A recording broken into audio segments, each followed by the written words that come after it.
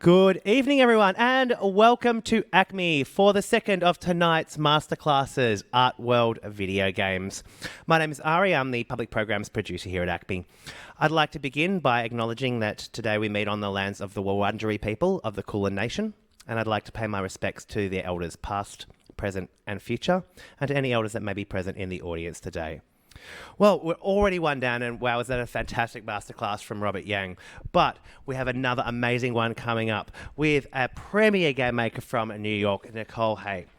Nicole is a Brooklyn-based artist and programmer who uses digital and physical mediums to explore the relationship between humans and computers with interactivity, playfulness, and humor. Her projects, such as the True Love Tinder Robot, The Best Art, and Soylent Dick, have been featured in outlets including The Guardian, BBC, Vice, and The New York Times. Recently, her work has been focused on experimental and artistic uses of voice technology. Can I get you to put your hands together, please, for Nicole He? Thank you. Thank you. Thanks to ACMI for having me, and thank you all for coming out for this kind of strange subject of talking with computers. So yeah, I'm Nicole He. We're going to talk about talking with computers. I found this GIF that I feel like represents what it feels like to talk to a computer. So the first thing I want to show is this video clip that I feel like really encapsulates the subject that we're going to talk about. And by the way, feel free to ask questions at any time. Please. Oh, maybe I should. Okay, so this is Star Trek. Sorry, just mentioned. This is Star Trek. So the character Scotty basically travels back in time to an ancient era before people talked out loud to their computers. Please. Computer? Computer? Ah. Hello, computer. Just use the keyboard. The keyboard. How quaint. Yeah, so I think I love this clip because I feel like it shows you the gap between what's happening in science fiction when it comes to talking to computers and voice technology, which we see all the time, and mostly in these kind of like space-related things. People are always like yelling at computers and AI that understand them perfectly. So the distance between that and the reality of the voice technology that we have today, though it is getting better and better. So that's one of the things we're going to talk about. So here's the general plan. So first, I'm just going to do a little bit of an introduction, and then talk about some background about talking to computers and show some examples of work. And then together, we're going to make a little fortune-telling bot to show you some of the tools that you can use to make these sort of like talking with computers things. And then just some last thoughts, and then at the end, there's some stuff that you can play with. So again, I'm Nicole. I am based in New York, but I actually grew up in California. Specifically, I grew up, it's weird, like my keynote doesn't like to show this slide for some reason. Anyway, so I grew up in Silicon Valley. Cupertino is the name of the town, but it's sort of the epicenter of technology and innovation in every big tech company that you've heard of. And I feel like this is how people think about what happens in Silicon Valley. I love this picture. It's just this weird, like, humans and robot reaching out and touching each other or something, as if the robots are not also made by humans. But I think because I grew up in that place, I have these sort of mixed feelings about technology. I would say ultimately I'm an optimist, but there's a lot of things to feel weird about. But when I was a kid, it was more like, to me, it seemed kind of more like this, like really boring. What could be worse than sitting in front of a computer all day? I mean, as it turns out, that is apparently what I want to do with my life, but I didn't know that until later. So I moved to New York. I went to New York University. I studied journalism in undergrad, and then after that, I worked at a company called Kickstarter for a few years, sort of focused on helping people make creative projects on the internet and fund them. And I felt like my job was helping people make things, but like I kind of wanted to make things, but I didn't really know what they were. So I went back to grad school, also at NYU. I did this program called ITP for my master's, and it's sort of like a Hogwarts for computers type of thing, where we just do lots of like weird stuff with creative technology. And that's where I started actually doing this type of work. And I realized as I made a few projects, like there was a sort of a theme throughout a lot of my work. And, you know, spoiler alert, it was like talking with computers. But I think one of my main influences is actually this video game that you might know called Portal, where there's a character, the computer, Gladys, who basically is just like sort of a voiceover AI at the beginning of the game, where you don't even think of her as a character because it's kind of Welcome to the like Aperture this. Science Enrichment Center. Let's look at some of the challenges you'll face as a test participant. You may be required to perform simple tasks, such as locating an exit.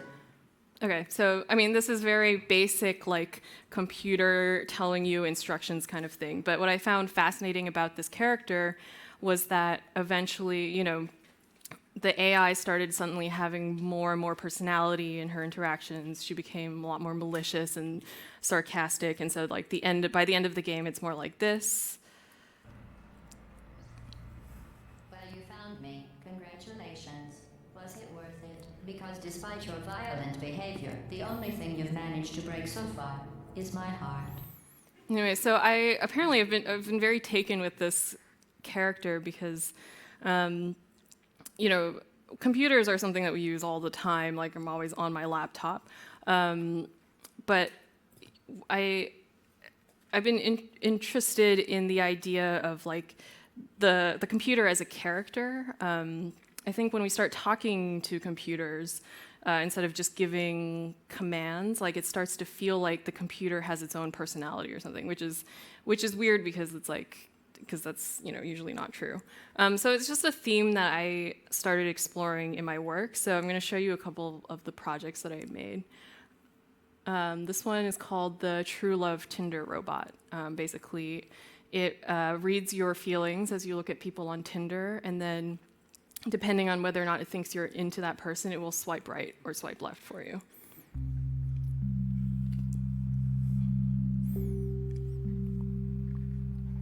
Hello, human. I am the True Love Tinder Robot. I'm going to help you find love. You can trust me because I am a robot. Let's begin. Look at this person. Swipe right.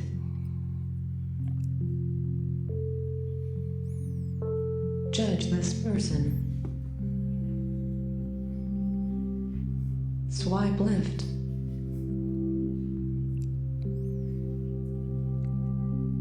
I can read your feelings. No match here.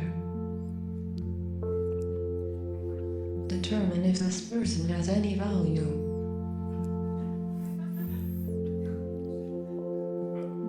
Nope.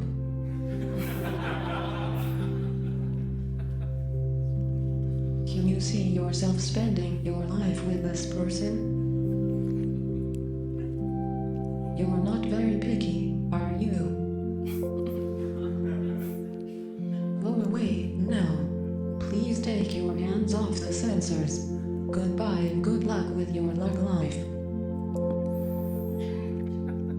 Okay, so that was that was actually one of the first projects I made in grad school.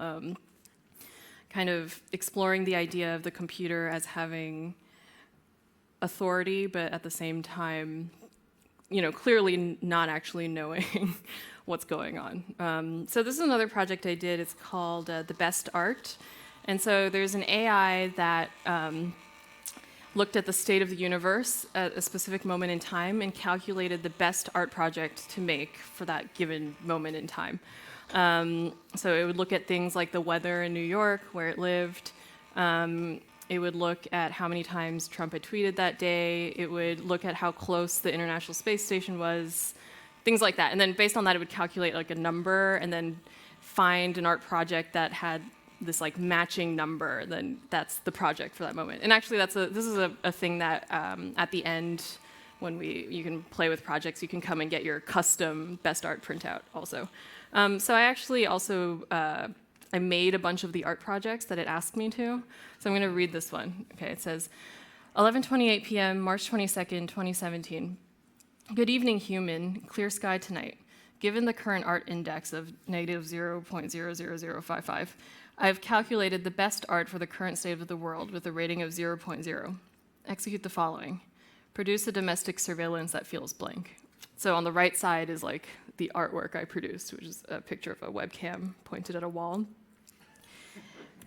Here's another one. It says, build 3 photocopied typewritten pages in opposition to trucks. So on the right is what I made. It's some text that says stuff like, trucks are appalling, trucks are lousy, trucks are not good. Here's another one. Create a carrot that evokes larger social issues. This is a carrot salad that says, bees are dying at an alarming rate. So I ended up making like 20-something of these projects. But the idea is that the computer is also a character that has this sort of like authority to tell me what the best art is to make. And I followed its instructions and sort of instead of the opposite way around, which is usually how we interact with computers. So I would say here's like a sort of very rough working definition of what I mean by talking with computers. So I just mean like a human interacting with a computer program via text or voice in natural language, where the response of the human or the computer is dependent on what the other said. I think text or voice is interesting because the earlier, I'm going to get into this a little bit, but the earlier ways we communicated with computers and the way we usually do is via text, like typing, right? But voice is sort of an extension of text that's becoming more and more popular and also like technologically advanced. And also, I mean, part of this you can be like, does that just mean a conversation between a human and a computer? And I think like sometimes it is a conversation. Actually, it probably is never a conversation when I think about it, because the computer never really understands what you say. Like, I think here's another slide that Keynote doesn't want to show, unless I do that. Okay, so the Turing test, we might all be familiar with it. It was this idea created by Alan Turing in 1950, which was a way to measure machine intelligence. Basically, the idea is that if a computer can trick a human into thinking that the computer is a human, then it passes the test. And for whatever reason, the Turing test still today is like something that people want to always try as like to measure how successful a computer program is, like if you can fool a human. It's interesting is like the early versions of the Turing test were mostly text-based, like chatbot style interactions, but now it's being applied to things like computer-generated speech, like whether a computer can actually sound like a human, and then then there's the idea of the more like Blade Runner-y like thing that we don't currently have yet, which is an actual like robot that looks completely like a human. I think, yeah, the Turing test is something I feel like really captures people's imaginations and their fears about AI and computers. So Eliza was, I think, the first chatbot created in, I think, the 1940s to the 1960s. It was just basically like a natural language program. So natural language processing is like a branch of computer science about language. And Eliza just, this is how a lot of these chatbots work, is just like did pattern matching to kind of make it seem like it understood what you're saying, but it obviously didn't understand what you're saying. And this was text as an input and text as an output. Personally, my first experience with a chatbot, like I don't know if this is a thing in Australia, but in America, okay, I'm glad Smarter Child was international. So this Smarter Child is like an AIM bot that you would say rude things to because you're 12 years old, and yeah, and you kind of treat it like a sort of like a person, but you also know that it's a bot, so you don't say things like you probably are more rude to the bots.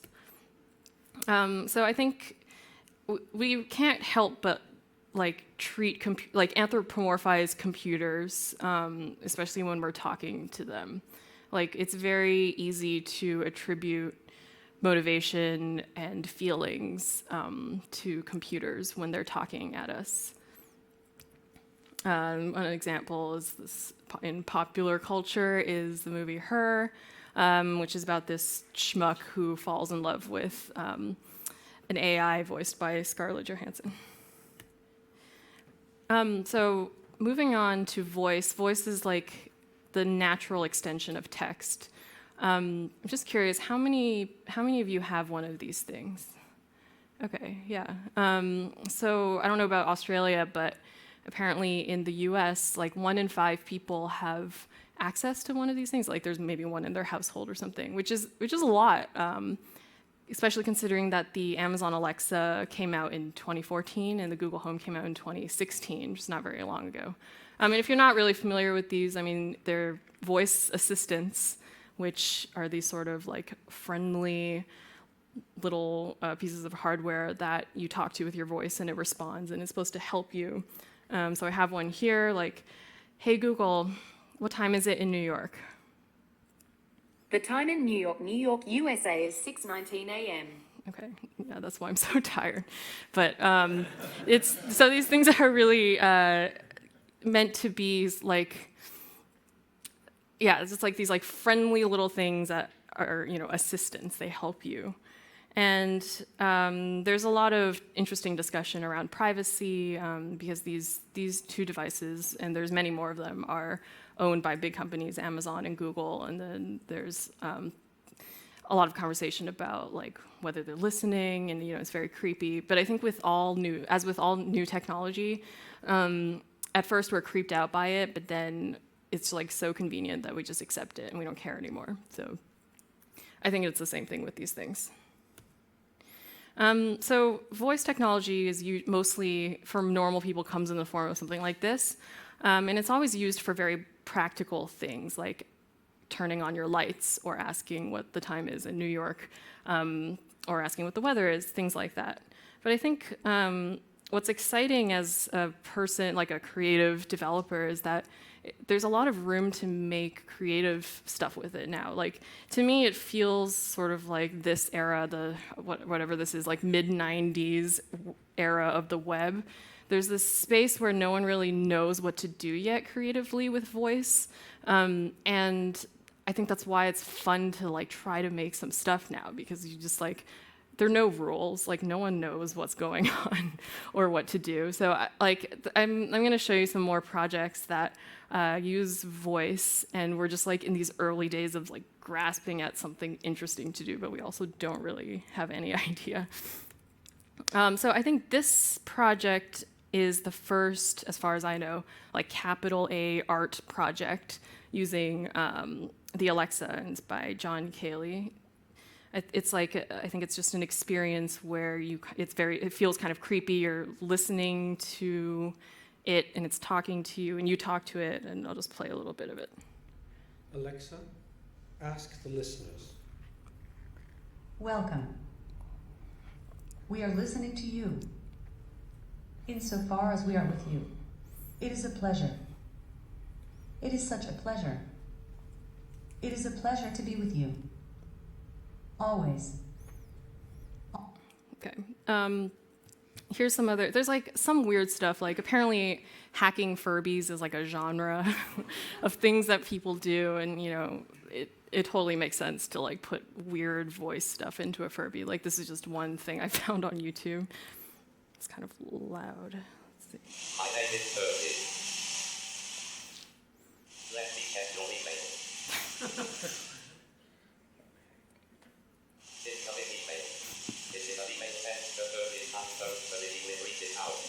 Okay. Okay, yeah. So my day job is I work at Google Creative Lab as like a freelance creative technologist, and I do a lot of voice-related stuff. So I'm going to show you a few of the projects we've worked on there, and they're a little different in tone, just because it's more commercial, but it's also an attempt at like figuring out what kind of weird stuff we can do with voice that isn't just like asking for the weather on the Google Home. I'm going to show you a couple of these things.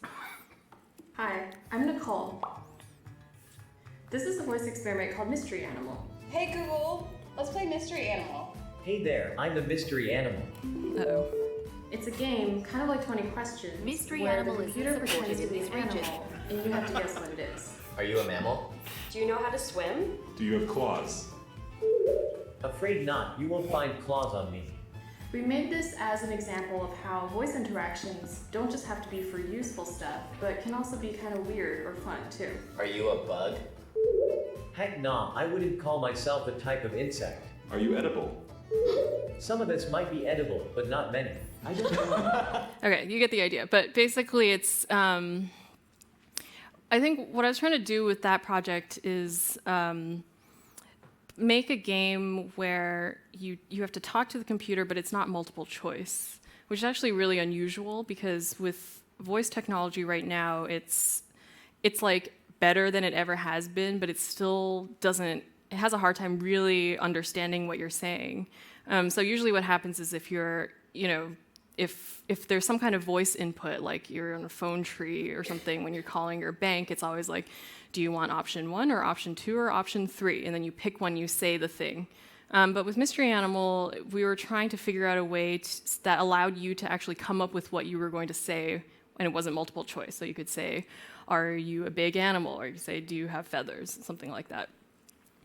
So this is another one. This is a more out there augmented reality project I did with this artist, Iran Hilali. Oh, hello. I'm so glad you're here. I've been waiting so long for someone to show up. To be honest, it's pretty lonely around here. Tell me, what is your name? My name is Michael. Nice to meet you, Michael. I really need your help. I need to plant a beautiful garden so that other people will come visit me and I can make more friends. But I don't have arms, so please take this seed and plant it somewhere. Well, it's a start, Michael, but this tree could look better. I heard plants like it when you talk to them. Why don't you say something nice to this tree? I think you're a very boring looking tree. Michael, I said say something nice. That wasn't nice. Michael, try saying something nicer. Just kidding, you're a beautiful and extraordinary tree. Well said, Michael. The tree seemed to like that, but we've got more to do.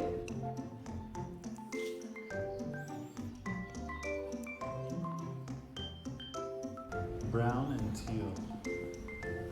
Teal and brown. Interesting combination.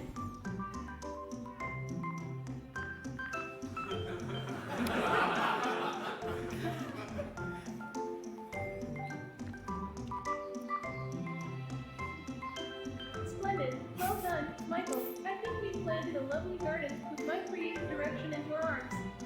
People will definitely want to visit my garden now and become my friend.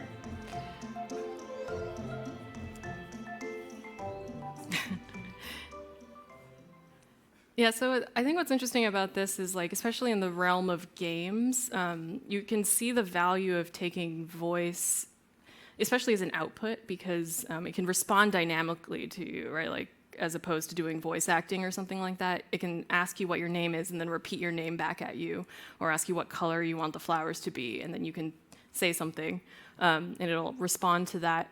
The way we speak out loud to computers is also very different from if you were like, clicking a menu option or something like that. There's something interesting about using natural language. I think it reminds you more of talking to a human. I think that's part of why we think of these computers as sort of human sometimes when we're speaking to them. Here's another one that's just sort of another like hardware integration. This is another Google project. These are paper signals, an experiment that explores how physical things can easily be controlled with your voice. We made a few prototypes as examples of what's possible. They each track simple things, like the weather. You can control them by saying, "Hey Google, talk to paper signals." Okay.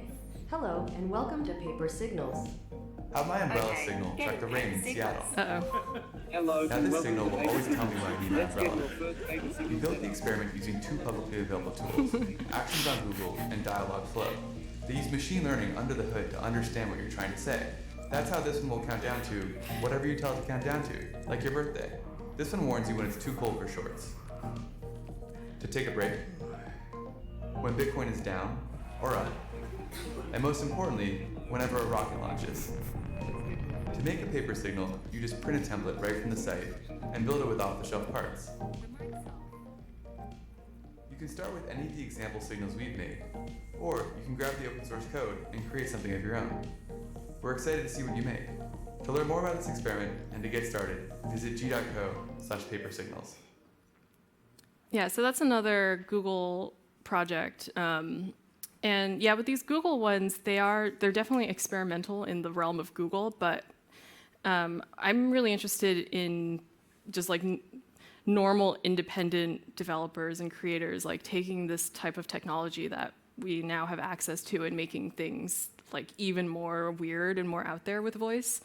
Yeah, here's, I think this is, as far as I know, this one of the larger attempts at making a voice-related game. So like there's this like Sensible Object is this company, and they made this board game integrated with Alexa. Just play this a little bit.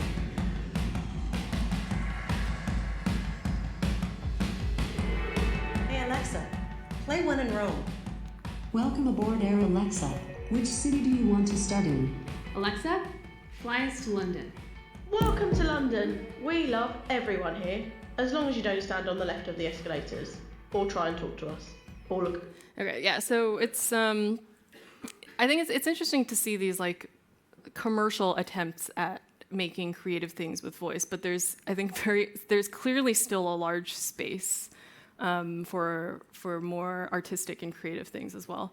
One more project I want to show you is this new project that I am going to put out there maybe like tonight actually, but it's basically based on this meme, this like TV trope, zoom in, enhance, which is like this.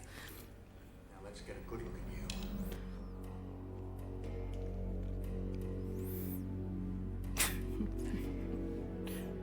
Hold it. Run that back. Wait a minute. Go right. There, freeze that. Full screen. Okay, freeze that. Tighten up on that way. Vector in on that guy by the back wheel. Zoom in right here on this spot. With the right equipment, the image could be enlarged and sharpened. What's that? It's an enhancement program. Can you clear that up any? I don't know. Let's enhance it. Enhance section A6. Okay, yeah. So I think this is one of those like really funny to me. Also, this is like another slide that doesn't work unless I do this. So this is one of those like really funny science fiction things to me that I thought it'd be fun to make a game about. So this is, you can play it after this. It's called Enhanced Computer. And you'll quickly see the difference between the type of voice recognition that happens in science fiction and the ones that you can actually do in Chrome right now. Okay, so let's make a fortune-telling map. So I'm just going to show you. I just wanted to show you how to use one of these tools that, like, even if you're not a coder, makes it relatively easy to use some of this new technology to make things. So there's something called Dialogflow, which is a Google thing, and it's, I think if you read the language, like, intents are mapping between a user's queries and actions fulfilled by your software. Like it's definitely probably mostly meant for people making like customer service chatbots, but we can use the same technology. I don't know if this is hard to see, to make something more weird, like a fortune-telling bot. Okay, so this is Dialogflow. The real magic of dialogue flow is that it allows you to, and I use it, like we use it in like all these things actually. It allows you to understand natural language. You figure out what a person is saying, even if they're not saying it like exactly in the way that you programmed it. Like in the past, if you wanted to understand what a person is saying, they would sort of have to like match exactly the words that you programmed in. But with dialogue flow, you can actually, it's like it allows you to understand fuzzy speech, basically. So for our fortune telling bot, we're going to make an intent. So an intent is like a thing that a person wants to do. Let's make it get fortune. Okay, so training phrases are like the things that a person might say to ask for a fortune. So like, what would you say? Like maybe, give me my fortune. What else would you say? Like, what's my future? Okay, yeah, so even with these couple examples, that might be enough to get us started. So let's just add an easy response. You're going to have a bad day. Okay, so great. So if I say, what's my future? It says you're going to have a bad day. Cool. Okay, so one thing we can do is like these things called entities, which are sort of like synonyms, I guess. So let's make one for fortune. So like, so I would say the word fortune, future, it's another word, destiny, horoscope, fate, that's a good one. Anything else? What is it? My outlook, okay, great. Okay, so now back in our intent, we can say, okay, so like, what's my outlook? So now it actually finds this entity, and this is actually useful as things to give it like examples for. So now, you know, this is a very simple example, but if I say like my examples, I wouldn't say like, tell me my horoscope. Let's see if this works. Nope, that one. We have to give it more examples. What if I say, give me my horoscope? Okay, so that one worked. But this is, you know, you can see I didn't put those exact words here, but using this type of thing, it makes it easy for it to like start to learn the ways that somebody might ask for something or say something. Okay. So maybe not everybody's going to have a bad day. What are some other fortunes that we can give? Okay. We're going to have a good day. What else? Ticket inspector on the tram. Something about a tram? There's going to be a ticket inspector on your tram today. Okay. It was his idea. Okay.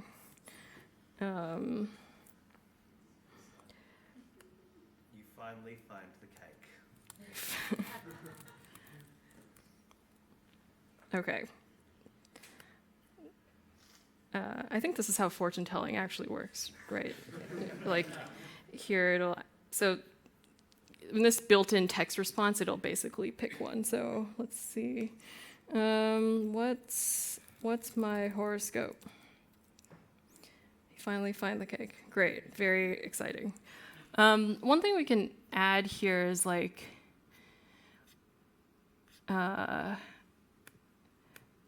can add things like asking the person for something. So let's say, let's ask for their name. And as entities, we can look for, they have these built-in entities, like a response can be anything. Call it name. If I make it required, I can say, what is your name? Okay. So then what happens is the next time I say, like, tell me my fate. Doesn't know that one. Probably have to give it more examples, but I can say, what's my fate? Will that work? You're going to have, wow, even with all these other options, I'm still going to have a bad day. Oh, you didn't ask my name. Okay, maybe let's try that again. What is my fortune? So what happens is it runs this like machine learning in the background, and sometimes it might take some time. Nope, still gonna have a bad day.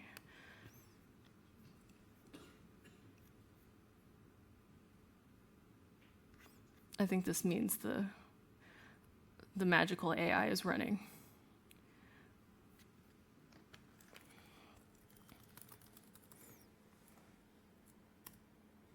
Okay, now it says, what is your name? I'm gonna say Nicole. It says, you're gonna have a bad day. Okay, great. I guess that is truly my fate. But so one thing you can do is you can add in now these things that, basically like variables that you asked for.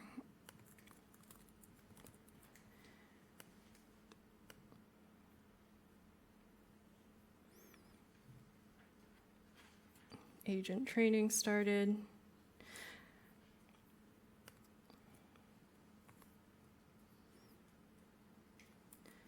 Okay, what is my horoscope? What is your name, Nicole? You're gonna have a good day, Nicole. Great. Okay, so, I mean, this is like probably the simplest possible example. So, I mean, with this stuff, this is like a code-free example, but then if you want things to be more complicated, you want logic, for example, you ask them their name, and if their name has more than 5 letters, they're gonna have a good day or a bad day, because again, that's how fortune telling works. That's the type of thing that you can plug in with code and like make the logic. But again, the power of this is that, I only gave it a couple examples, but theoretically, if I gave it more examples and I asked for this thing in a more natural language kind of way, it would still understand what I was trying to say. It's just one very, very simple example, but it's something that you can use and plug into different apps. Like, let's try this, see what happens. If we use it with the Google Assistant, we can have this beautiful voice interaction.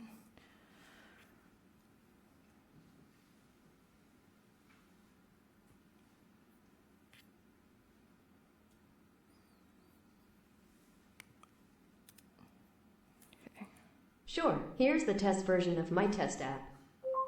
Good day. What can I do for you today? Okay. What's my fortune? What is your name? Nicole. You finally find the cake, Nicole. Okay, great. Yeah, it's already interesting, like putting it in, like having it talk to you already feels different.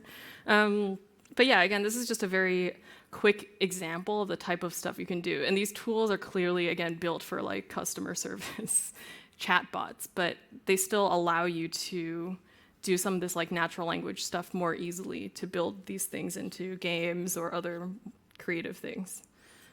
Okay, cool. Let's figure out how to go back to Keynote. Okay. So just some last things. So again, I think there's that gap between science fiction and the reality of our voice technology. And with a lot of technologies, like I think the same thing is with AR, things like that. The gap is becoming smaller and smaller. Like the things that we see in Star Trek are becoming more and more possible, at least in regards to something like voice. But it's still, I mean, it's never going to be that perfect. But I think that gap is where it's really interesting to make creative work, actually, is to find that space between the ideal version and like what we actually have, and to make some interesting creative things about it. Like I feel like many of my projects are going to feel very outdated because the technology will have just gotten better. Or, for example, the Tinder robot, to me, I think is always interesting because it feels like a moment in time where using biometric data to make like life choices for you feels like something that was scary and creepy, and kind of still does now. But I think as it becomes more and more common, that stuff will feel outdated. So I just think it's interesting to make work about technology in its broken state at a specific moment in time, because it'll change very quickly. So the other thing I think is really interesting about the voice of the computer, has all these like qualities that are interesting. So I think the computer is authoritative. People have this sense that a computer knows a lot, I think because it's like really good at doing math quickly. Like it makes you feel like it knows what it's talking about. But at the same time, it's submissive, because we have things like the Google Home or the Alexa, which are designed to feel non-threatening. And again, because most people's interaction with voice technology is through these kinds of assistants, which in the name alone is supposed to be like submissive to you. There's also, I feel like there's also that feeling towards the computer's voice. And the computer voice is gendered. There's a lot of talk about how the assistants by default usually have female sounding voices because people find female voices to be less threatening or more assistant-like. But even when they have male voices, it's still interesting to ascribe gender to a thing that doesn't have gender, and it's really hard to avoid. Like it's hard to make a voice that feels non-gendered. And the voice isn't human, obviously, but it's programmed by humans, which I think is something that people often forget about. Whether it's these sort of natural language, basic pattern matching chatbots, or it's like an artificial intelligence that has a training set that was also selected by people. The computer voice represents a point of view. I think there's this feeling that a computer is neutral, but it's obviously not. So I think this is just a small list of some of the things that I've been thinking about when it comes to the voice of a computer. And there's also, the voice of the computer is also becoming, like, I think one of the big goals is to make it sound more human, right? A lot of people are working on making computer-generated speech sound very human-like. But it kind of makes me sad because I actually love the really shitty text-to-speech voice. Like I think it's an aesthetic that is really interesting, and I don't think that computer voices should be as human as possible. Like I think it's a different thing when a computer is talking to you, and that text-to-speech shittiness I think is part of the aesthetic of the experience. So I think the Turing test is also, it's weird that like this is meant to be the ultimate achievement of computers is to like trick humans into thinking that they're human. But again, in the same way like that, I think the computer voice is its own aesthetic. I don't think computers have to try to be as human as possible in order to be good or successful. And again, I think here now is sort of the time to do really creative stuff with voice because it's like no one knows what to do. It's so broken. There are these tools like Dialogflow that I just showed you that make it easier than ever to actually do some stuff with voice. And I really want to encourage other people to do some creative, like very strange things with it because no one else is, basically. That's it. So, yeah. So I think we'll just open it up so you can play some of these things. Oh, and also if you want to get a custom best art printout, you can come up here. But thank you so much for coming. Can I get you to put your hands together for Nicole, please? Sure. Yeah. And have we got any questions for Nicole before we come down and do this? And about anything she's talked about? Fantastic.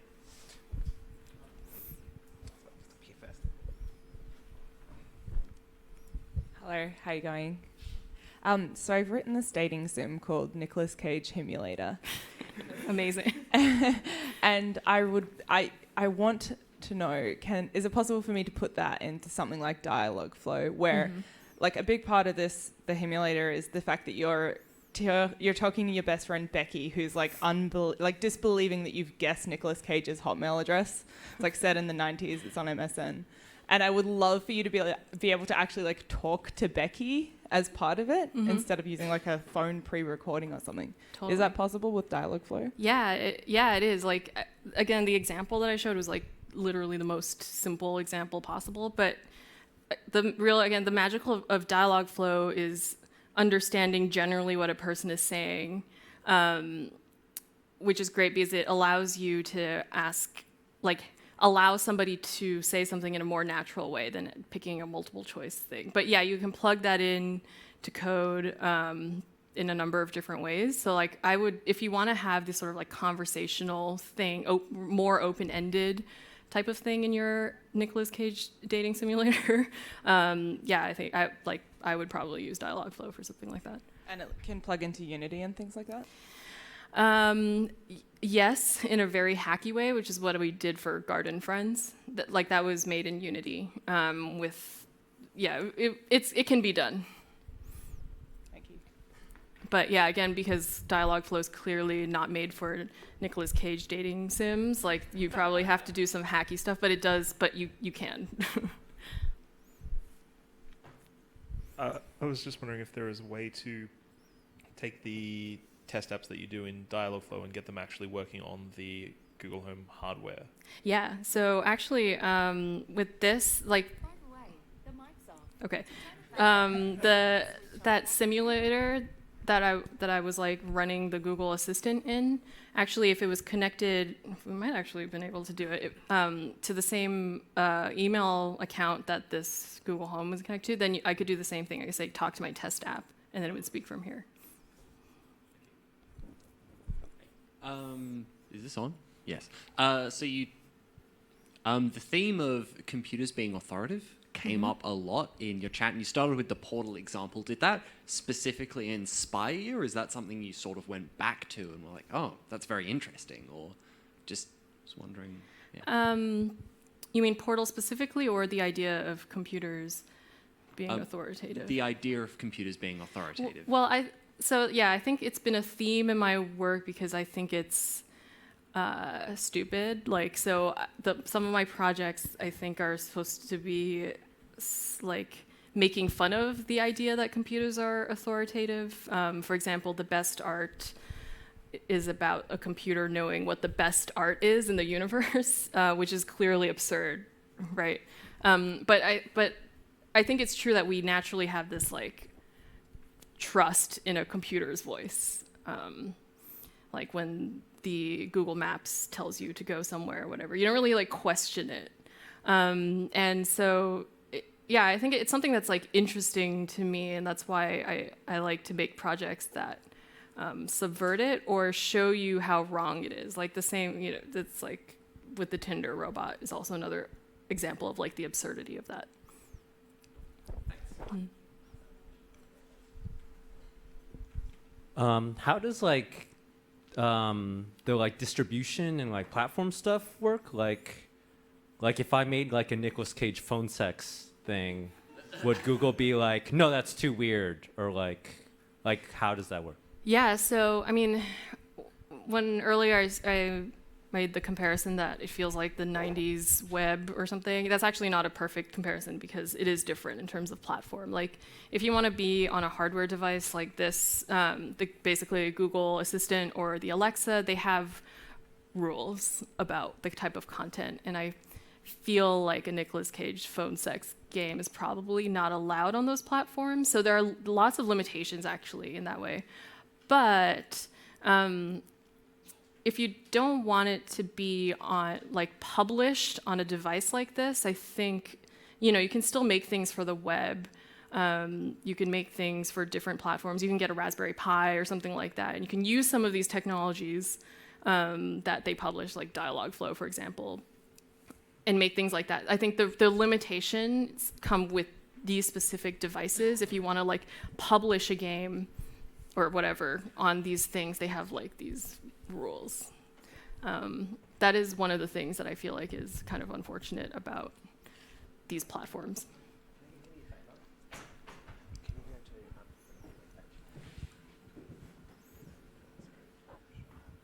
Can you mess around with pitch of voices? So if you asked the device, for instance, to sing you an opera phrase, could it do that? Or could you program it to do that? Or would it just take a recording from something? No, yeah, actually, these things are totally customizable, like programmable.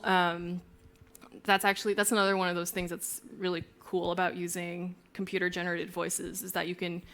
They usually make it very easy for you to adjust the pitch, the volume, like any kind of audio thing, because it's all synthesized, like it's not recorded. So there's a lot of flexibility in that. So if, for example, one of the projects that you can play with here is like the weird glowing box in that corner, which is called the Secret Dunny.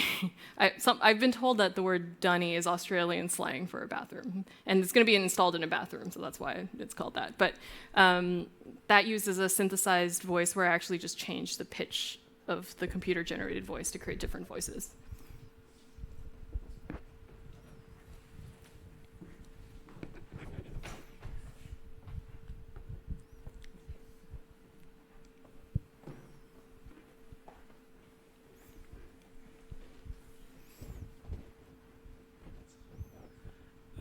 If the Turing test is useless and not all that, what do you think is the goal?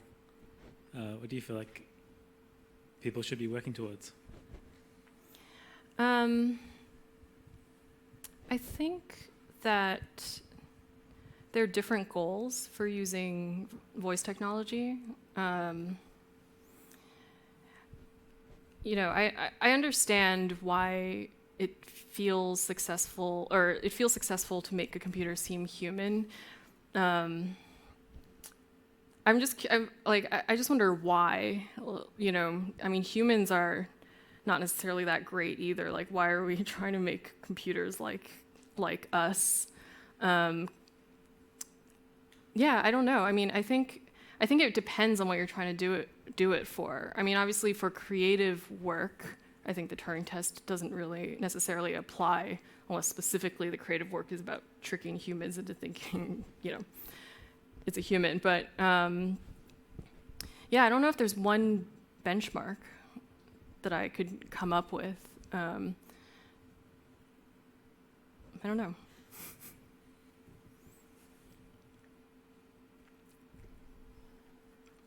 Good time, I think, for one last question.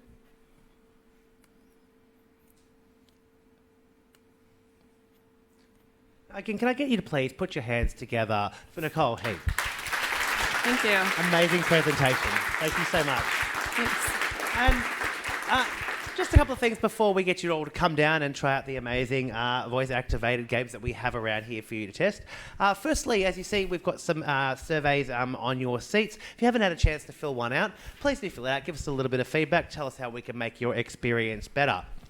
The other thing we'd like to tell you about is an amazing new initiative that ACMI has, which is launching in a couple of months, and it's called our Audience Lab. The Audience Lab is a chance for ACMI to connect with developers, with creators of all different types. And we would like to offer you the opportunity to be able to test out your products and put them in front of ACMI's audiences. They can be in any state. They can be almost ready to launch, or they can be in pre-alpha. We're interested in solo creators, we're interested in AAA developers, and we're interested in indies and everything in between. So if you are interested in getting your games in front of ACMI's audiences, in getting some amazing feedback from those audiences, and also utilising ACMI's expertise in how to present something like this, then please do apply online. Applications will be closing on the 17th of September. If you'd like more information, please feel free to come up and chat to myself after this, or to the man in the middle. Put your hand up, Jim. Thank you. We would love to see you there.